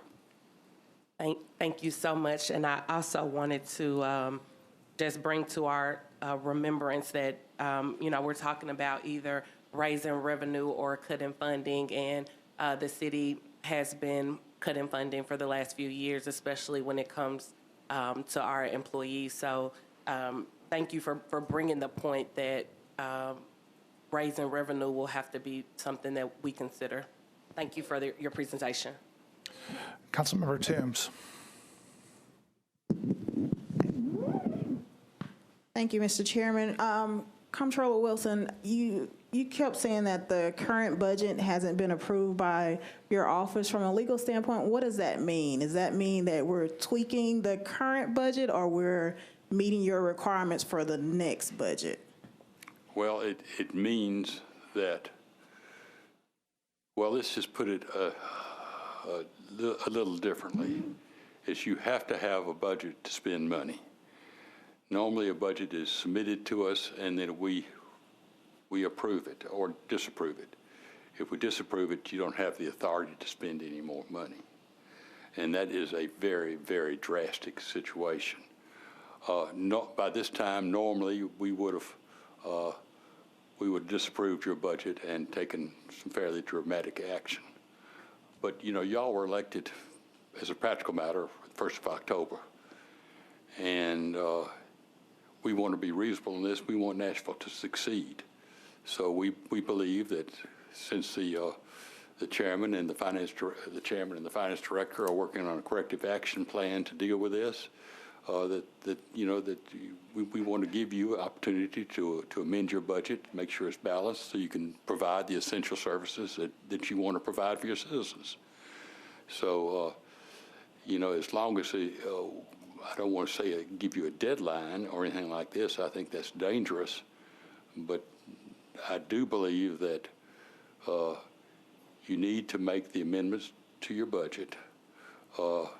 Certainly, I'm very reluctant to give you a deadline, but I would say that it would be, if we go into the next budget cycle in February, we would have some real problems, and some action, unfortunately, would be taken. Yeah.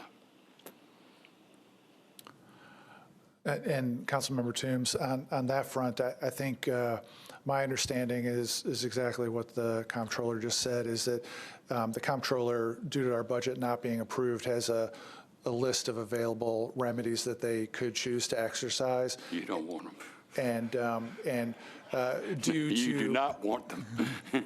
And due to the fact that we appear to be working hard at it, we are currently enjoying their indulgence.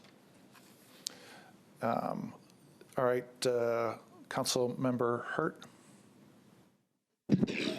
Thank you, Mr. Chair, and thank you, Comptroller, for being here. Now, my questions may be a little naive, so please forgive me. I really truly want to understand. So I guess my first question is, does the state provide oversight for the city's financial affairs? We approve a variety of things that the cities do. We approve your budget, and we approve a lot of the borrowing that the city may do.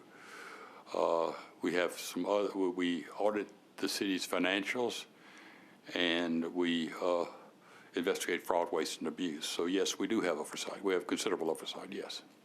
Okay, so then could you all have vetoed the decision regarding the property taxes, considering that Nashville is the largest city, and it has grown tremendously, and yet we are $5 less in our property taxes than Memphis? you all, I'm sure, probably saw that that was going to take place. Could that have been vetoed by the governor and changed to make sure that we didn't have the extensive shortfall that we are now experiencing? No, all we do as far as the budget is concerned is to determine whether or not it's balanced. And how you get there is not the state's responsibility. And whether you want to get the revenue from property taxes or from some other sources is really your decision. And how you spend the money, in large extent, is your responsibility. That's why you were elected. Right, but do you make recommendations? I'm not a CPA, so, you know, I was one of the persons that did vote for the tax increase because I thought that that was going to be a way to address it. But we had more members who did not. And now, thus, we are in the situation that we're in. So considering that you all make the recommendations, I'm just wondering if you made the recommendations. Also, if, because now you're saying that you're going to allow us to make amendments, could we have made amendments prior to? Sure. Were those recommendations also suggested then for there to be some amendments? We have had several discussions with the city concerning their budget, yes. Okay, so I don't know how far to go back, but if we can make these amendments and change this year, then maybe if we had gone back 3 years ago and made, or actually 2 years when I know that the property tax increase was presented, we would have found ourselves in better position in the, succeeding year once the property taxes were increased.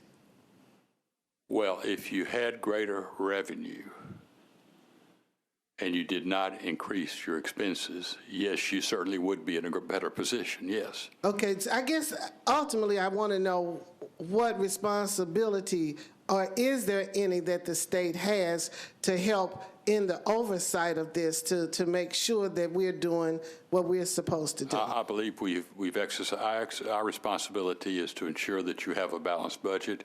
We audit your financials and we investigate fraud, waste, and abuse, yes. Okay. And Councilmember Hurt, I would just, what comes to mind is one of the things we do most regularly in this chamber is complain about state interfering in our business. And my sense, and I'm bringing just my outside professional experience with distress, is there's a balance of, if they would have done this 2 years ago, I think they would have been actively accused of meddling. I think it's a judgment call, my sense is, of when the comptroller's office raises their hand like this. And he's already told us, and I understand that there have been plenty of communications with previous mayor's office. Oh, yes. Well, I guess it's kind of like, I have some adult children, and I would really trust that they would use some good judgment in some of the things that they do. But when I find that they don't, then I do extend some advice and recommendations to them. So I'm just trying to understand. I mean, my sense is that's exactly what's going on today. I'm going to mention it in the wrap-up comments, but I mean, it's easy to focus on the enormity. I mean, I'm just quoting what Mr. Wilson has said already, but it's easy to focus on the enormity of the challenge. It took 8 fiscal years to get here. It'll take less than that to fix it. And if we want to fix it, it's fixable. We could have the same balance sheet and a horrible economy. We've got this balance sheet and a good economy. And I think we're going to have plenty of time to talk about, if we want to, how we got here. But I don't know that that's the questions that we ought to have for the comptroller. Well, again, I just think I want to understand a little bit better, so I'm just asking the questions in a manner in which I can understand, because I think that if it's broken here, then it's broken in the state of Tennessee, and I would think that the state of Tennessee would like to see things fixed. Absolutely. Thank you very much. Let's go to Councilmember Young. Thank you, Mr. Chairman. Mr. Wilson, thank you for being here, and I think everyone here is, regardless of how we got here, I think we are all on the same page. We're not going to get anywhere pointing fingers. Exactly, are about going forward. One of the things on one of the slides talking about our OPEB obligations, and there was an asterisk that didn't get hit on about a correction. It's not a correction. I'm sorry? Oh, I'm sorry for interrupting your question. It was a change in accounting standard. Right, so was that a GASB change, or was that something internal at Metro? It's a GASB change. Okay. Also, and this might be more of a question for the chairman, so I apologize. The process in which we get out of this and make this change, since this budget is not being accepted, is that, I mean, what would a timeline be? Is that something we're immediately taking up on, because we really technically are in this conundrum of not having a disapproved budget, but not having one that's been accepted? So we are operating with the indulgence of the Comptroller's office. We've all been in office for 6 weeks. The mayor's been in office for 6 weeks. The finance director's been on the job for 4 weeks. The finance director's promised me to come to the council with his presentation about a corrective action plan in the month of December. And in these situations, in this situation, we're going to have to work the problem. And I don't believe that there is a plan in place today. Sure. But I think we'll get to one. I'm confident we're going to get to one that is satisfactory to the citizens of Davidson County and the Comptroller's office. Okay. One last thing that it wasn't mentioned today, and I'm curious if the Comptroller has an opinion on, Metro uses commercial paper quite a bit as a form of short-term financing. Personally, I have my own thoughts on it, but I'm curious if you have an opinion on it, if the Comptroller's office is, just has thoughts on commercial paper, because we use it so much. Well, I want not to be in a position to tell you how to run Metro government. Sure. Let me just say very limited comments. First of all, there is nothing wrong with borrowing money if, in fact, you have a good, sound plan to pay it back. And you're borrowing money for capital improvements with a plan that really makes sense, and don't go longer than the useful life, and you got the good, sound plan. My concern is that, and commercial paper is a good way to finance construction and that sort of thing. For if you get into it for more than construction, then you have a interest rate risk that's fairly substantial.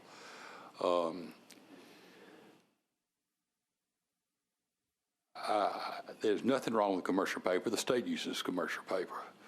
But you need to, the amount of commercial paper you have may give you some pause. Councilmember Gamble.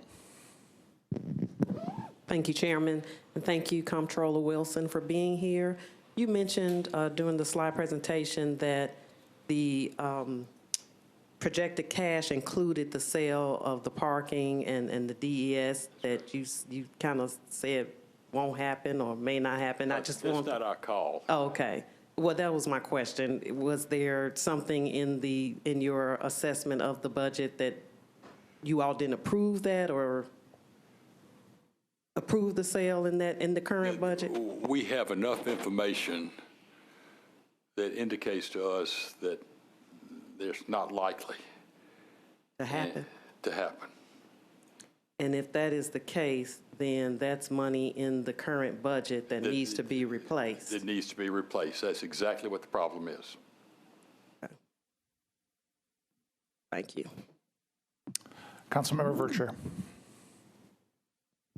Thank you, Chair. Just for the viewing audience, and I know we're going to have the presentation disseminated. Thank you, Comptroller Wilson, for also being here. But I just want to make a point that on the slides, the metro budget and the school budget was broken out as it relates to operating and debt service.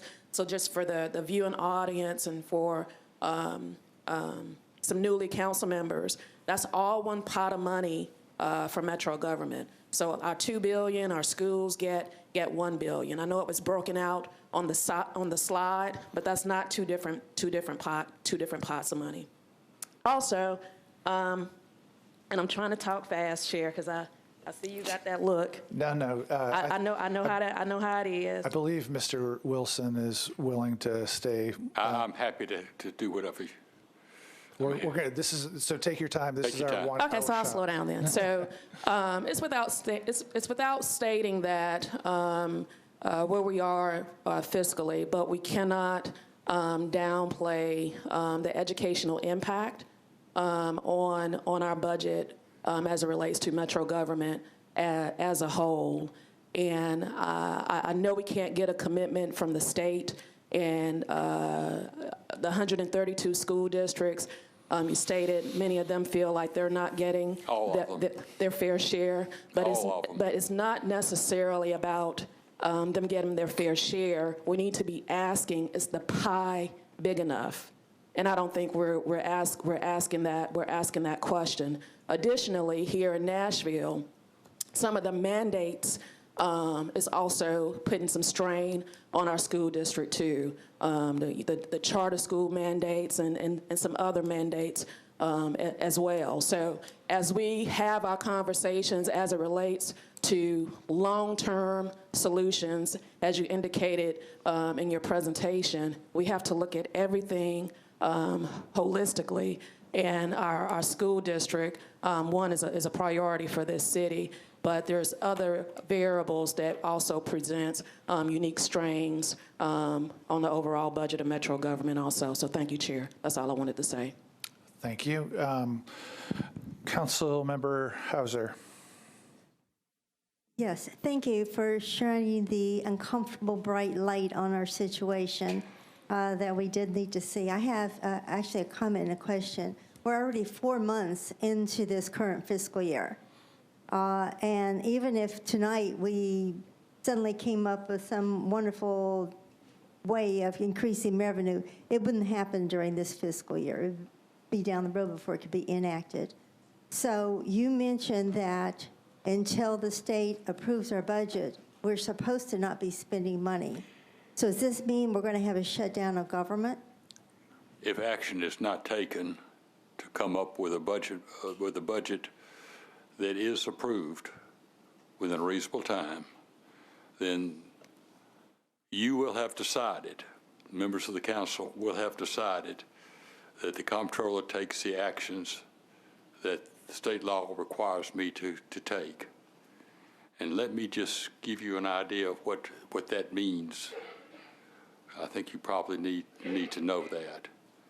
It means that first day of a week, one day of the week, the finance department will give me a list of the bills that they want paid that week, and the Capitol will decide what bills get paid and which are not paid.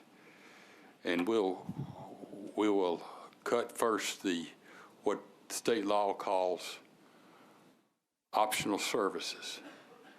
And I don't believe there's a single person in this room believes that what these laws are really what are optional services are really optional services.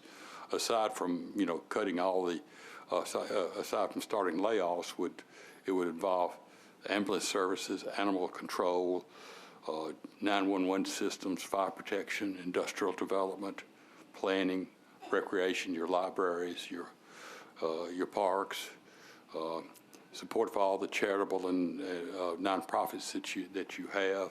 Your workhouse, it is something that no one in here absolutely wants.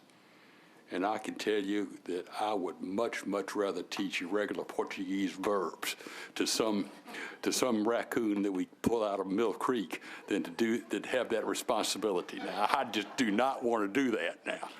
And you don't want me to do that because that's why y'all were elected. We do not want that to happen. You were elected to solve this problem. And you have a finance director, you have a chairman of the budget committee, you've got some folks who can help you do that. And it needs to be done because, for gosh sakes, you were elected for the sole purpose. The real reason is to provide essential services to your citizens. And you will decide not to do it. Now, is that clear enough? Thank you. So it almost sounds like we're going to be forced to, with a $40 million shortfall at minimum, to have to sell something. May I answer? There are all sorts of ways of doing it. Let me address this one too. So Mr. Comptroller has given us an accurate recitation of the worst case scenario. And I'm going to go ahead and take the liberty of speaking on behalf of the mayor and the finance director. Not in a million years is that going to happen. That's right. It is not going to happen. That's right. Mr. Crumbo and I, in other professional settings, pushing back the last 20 years, have been in similar situations with one or two less zeros on the numbers than this. I've talked to him at length. There's going to be a corrective action plan. There are other ways than selling things off. If tax revenue comes in higher, sales tax in particular, that covers part of it. There's ongoing cuts in expenses where the departments have grown accustomed to getting squeezed every year. That's an option too. I know multiple departments have been planning for the possibility of additional squeeze and have been working on making sure that they can do their fair share if called upon to do it. There will be a corrective action plan. The government's not going to get shut down. I know I understand if I represent 2.5% of the voting power of this body, so that's kind of a brazen statement, but I feel that confident in that it's not going to happen. It's important that everybody understands, employees understand, vendors with Metro understand, the state government, everybody understands that it's not going to happen, although it's definitely worth us being aware of the worst case scenario. But it requires you to take affirmative action to vote on a budget amendment. Thank you. Let's see, Councilmember Nash is next. Thank you, Mr. Chairman. Having been an errant youth, I was taken to the principal's office several times, and you are the kindest principal that I can remember. Your call to action is very plain. Councilman Young asked one of the questions I wanted to know about. Obviously, there's some sort of timeline that's being worked on to get this problem fixed in near future. The other one, part of the problem I think that occurred this past year was the reappraisals were done. We had a record number of people appeal their assessments. And does that board come under the comptroller's office? Does those appeals? The appeal, there is a appeal process, and it is done by the state board, and the state board is not under the comptroller's office, but it is administratively attached to our office, and so so there's a full procedure that your property assessor, and I think she's here, that they go through, and then there's an appeal process to determine whether or not the actions are correct. We had a record number this year. I think almost all of them the appeals were approved, and I was wondering if you had any thoughts on that. Now, I don't know. I don't know that.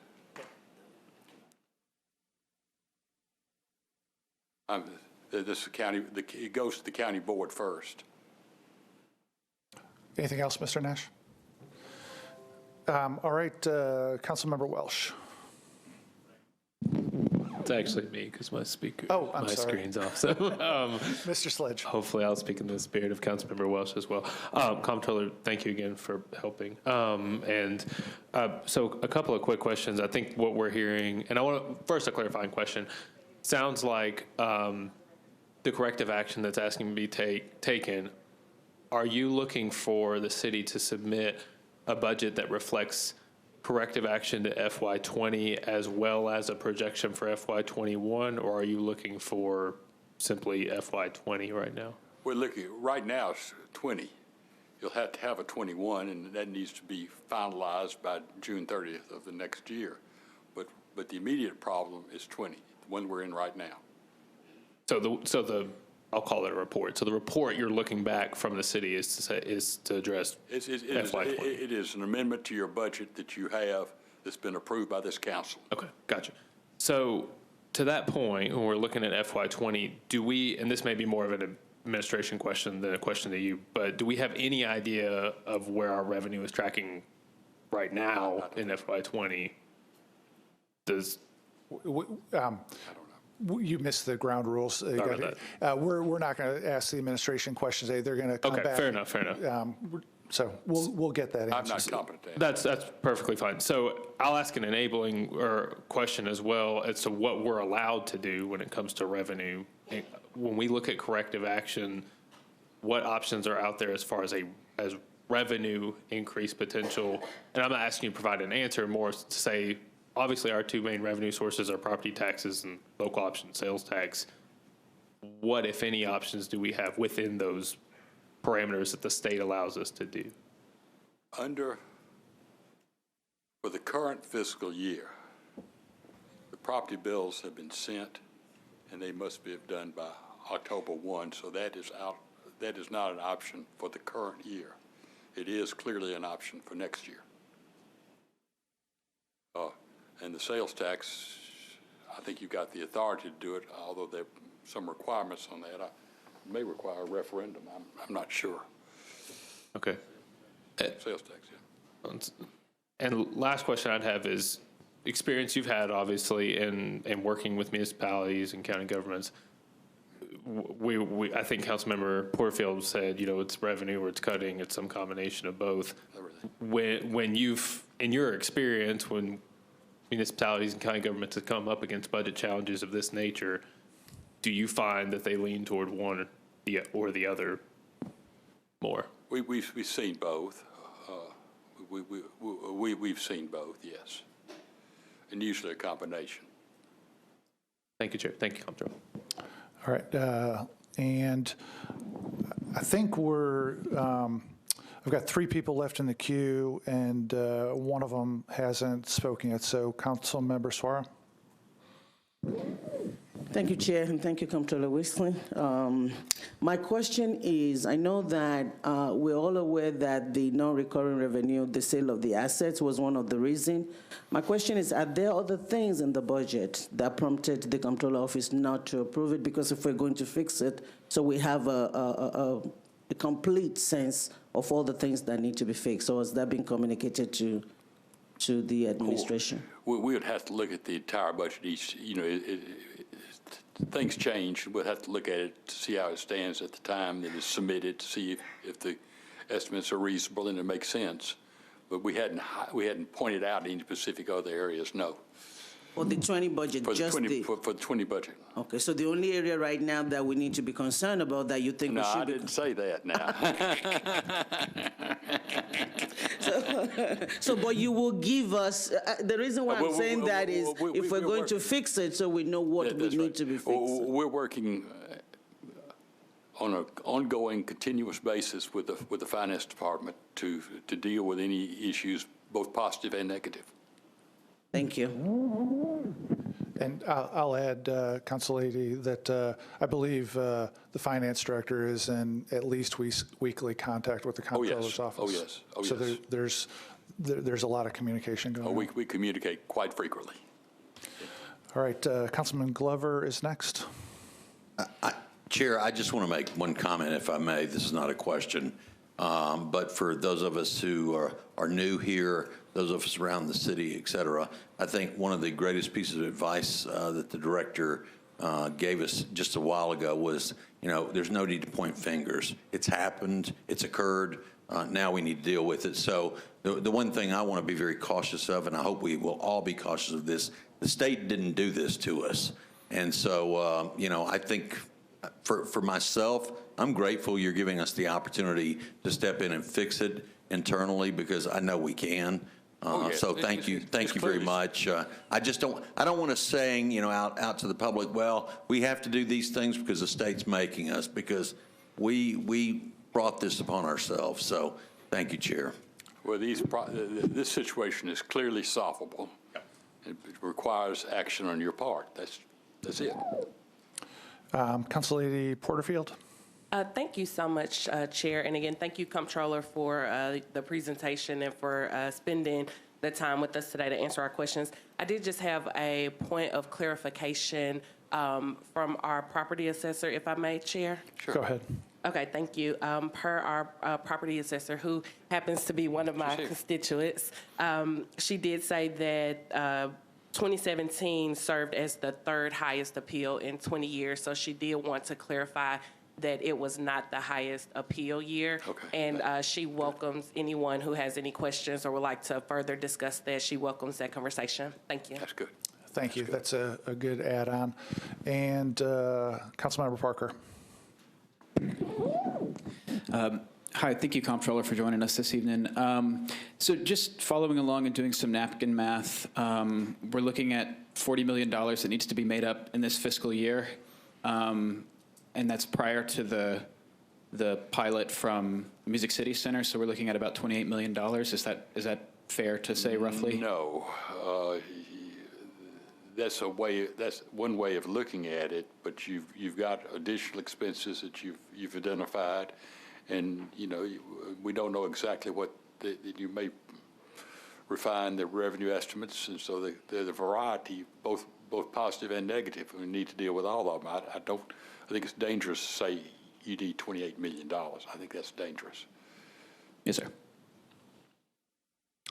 Anything else, Mr. Parker? No, that's it. Thank you. All right. Mr. Wilson, do you have any final thoughts for us before we let you go? Well, you have a fabulous city, a fabulous economy. You have an immediate problem, but you have the capacity and the ability to solve it. You've got some experts that are very good at solving problems of this type, and please listen to them, and for gosh sakes, either pass a budget or amendment to the budget that they recommend, or come up with an alternative budget that solves this problem, because that's the result you want, and it's what Nashville has to continue to be the fabulous, fabulous place where I've spent my life probably longer than anybody else in this room has been alive. So for gosh sakes, please act. Thank you. And before we end the meeting, I'm going to take the privilege of just reading a statement as Chair of Budget and Finance Committee. Today, the Metro Council has heard presentations from the Metro Water Services about expected water rate increases, and from the Comptroller of the state of Tennessee about the city government's financial condition. The Comptroller has given us the basic facts. Over nearly a decade, Metro has spent more money than it has earned. The city has balanced its budget by spending down savings and selling one-time assets, all while dropping the property tax rate lower than any city in the state. This can't continue. It's that simple. We know it must change. It would be easy to be intimidated by the size of the challenge. In these situations, there will always be a few who deny or minimize the issues, and there will always be a few who say drastic cuts are necessary immediately. The rest of us, most of us, will want to keep a level head. It's taken years to get here, and it'll take a few years to get out. While it's fair for people to wonder whether we can fix this, the answer is yes. Nashville has many blessings. We're in the middle of an ongoing economic boom with a growing population, low unemployment, and historically low property tax rate. We have the tools to balance the budget and rebuild our reserves. Nearly any city in America would gladly trade their problems for our struggle to keep up up with growth. It is important that everyone hears the hard and direct facts from the comptroller that he delivered today. Then, after we've absorbed that information, we will still have the reality that Nashville is strong, our citizens are strong, the economy here is strong. At its best, a city government helps people live their best lives. That means fundamentally safety, education, and jobs. Our challenge isn't the city, it's people or the economy. It's whether our elected leaders, us, all of us, can bring this shared vision to life, and whether we can provide the discipline, honesty, and effort to have Nashville move forward together to a brighter future. I think we'll be able to do it. Now, as far as next steps, we don't have a date for the meeting yet, but our Director of Finance, Kevin Crumbo, has told me that he'll come to the council and make a presentation in December to lay out a plan of action for going forward. That'll happen in consultation with the Comptroller's office. The administration, as I mentioned before, has been on the job for less than 6 weeks. I expect that the response to this situation will continue to be a work in progress for some time, but it'll be a good opportunity in December to hear what the preliminary game plan is for dealing with this. And with that, I would like to thank our Comptroller, Mr. Wilson, and with a round of applause, and then we'll be done.